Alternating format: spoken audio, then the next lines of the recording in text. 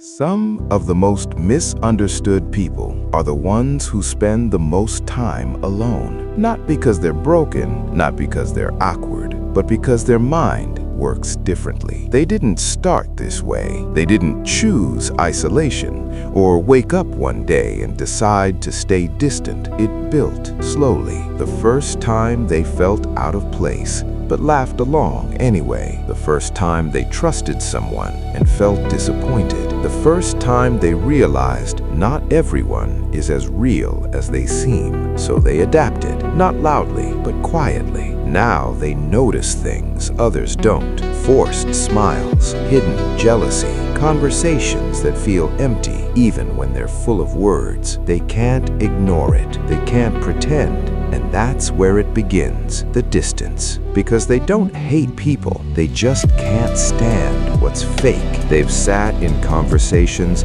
smiling on the outside, but drained on the inside, waiting for it to end. Because their mind is wired for truth, not performance. So they choose something most people avoid, alone over fake.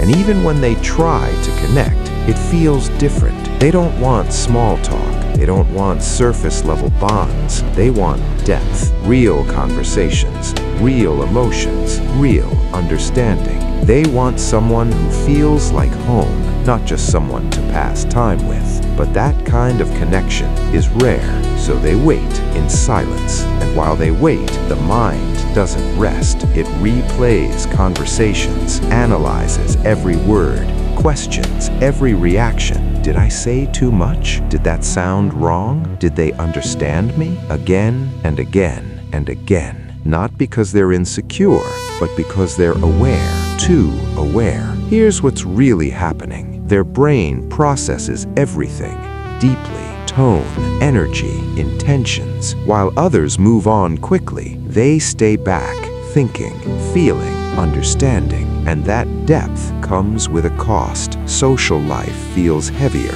more exhausting, more complicated. And then something deeper, a quiet belief that people won't understand me. Maybe their humor is different, their thoughts go deeper, their way of seeing the world doesn't match the room. So they step back, not because they don't care, but because they've rarely felt seen. But here's the truth. Their distance isn't weakness, it's discernment. They don't chase attention. They don't need constant validation. They've learned to sit with themselves and be okay. That's not loneliness, that's independence. Still, it didn't come without scars, rejection, being left out, trust being broken, moments that taught them, be careful who you let in. So now they observe more than they speak. They take time before they trust. They protect their space, not closed off, just selective. And yes, social interactions drain them because they feel everything, every tone, every shift in energy, every unspoken emotion. So when they step away, it's not avoidance, it's recovery. But there's one more truth: fear, not of people, but of judgment. They want to speak freely, be themselves, be seen, but the pressure to be accepted makes them quiet, and that silence looks like distance. But inside, there's a world most people never see, a rich mind, deep thoughts, strong emotions. They don't connect easily, but when they do, it's real, it lasts. So if you've ever felt like this, like you don't quite fit, like conversations drain you, like being alone feels easier than pretending, understand this: you're not the problem. You're just not made for shallow connections. And in a world full of noise, you chose depth. So don't rush it.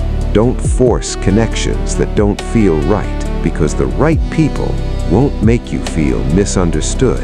They'll make you feel recognized. And when that happens, you won't have many people, you'll have the right ones. If this feels familiar, you're not alone.